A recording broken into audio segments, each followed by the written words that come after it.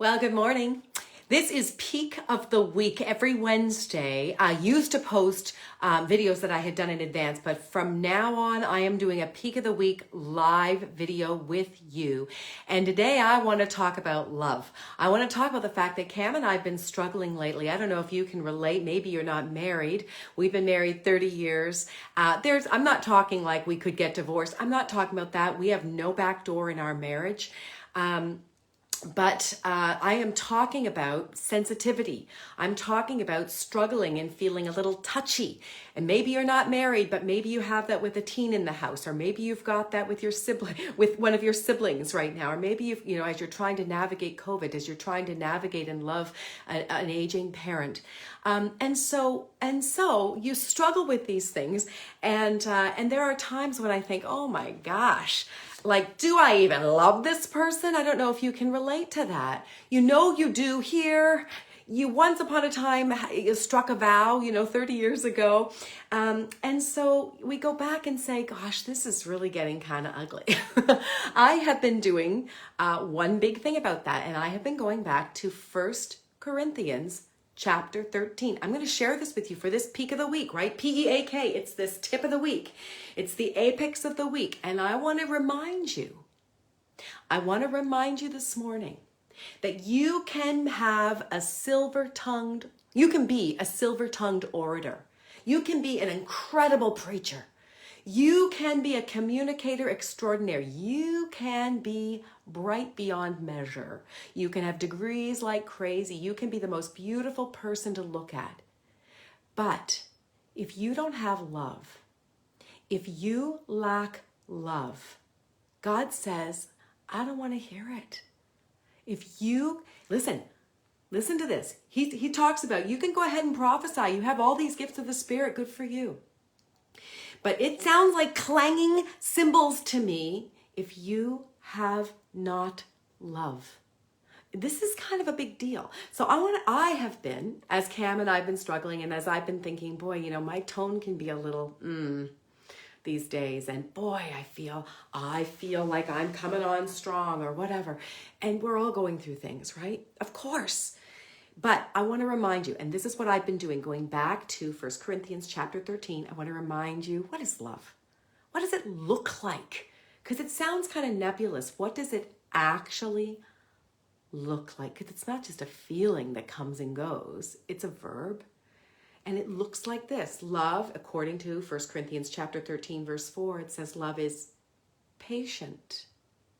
Think about this when it comes to your kids and the teachers online and people who believe differently than you do, and political parties. And love is patient, the scriptures teach. Listen, love is kind.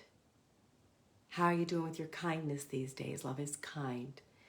It does not envy. Love does not boast. I caught myself just the other day, and I was like, what's that, Nancy? What are you doing there? Trying to cut someone down in a very kind of covert way. But you know exactly what that is, Nancy. I came away from the conversation and I was like, Nancy, you tried to elevate yourself by cutting down very covertly someone else. Is that how you want to do this? And I had to repent. I was like, God, that's not the way I want to live. Listen, it is not proud.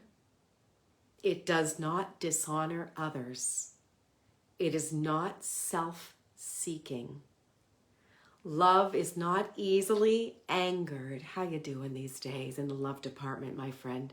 It keeps no record of wrong. Love keeps no record of wrong. You ever want to take a pen to paper or get out your phone and tape your interaction with the person you keep struggling with, and you're like, this is what it looks like when you're talking to me.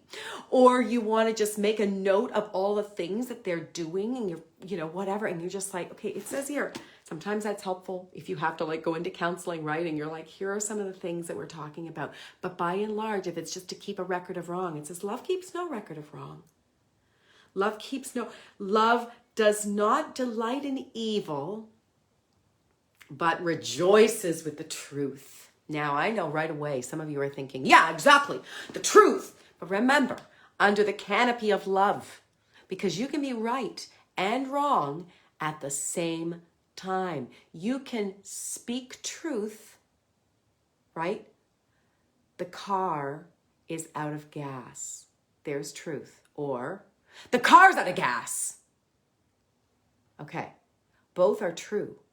But the latter, right? The latter example, the second example I just gave you, is an indication lacking love, my friend. Ooh, that's nasty. Here we go. One more thing I think it says here. Love this. Love does not delight in evil, but rejoices with the truth. Verse 7 says it always, listen, love always protects, always trusts, always hopes, always perseveres. Love never fails. Wow. So here's what I want to say to you today on this peak of the week. Our second one, by the way. We've only done two. This is our second peak of the week.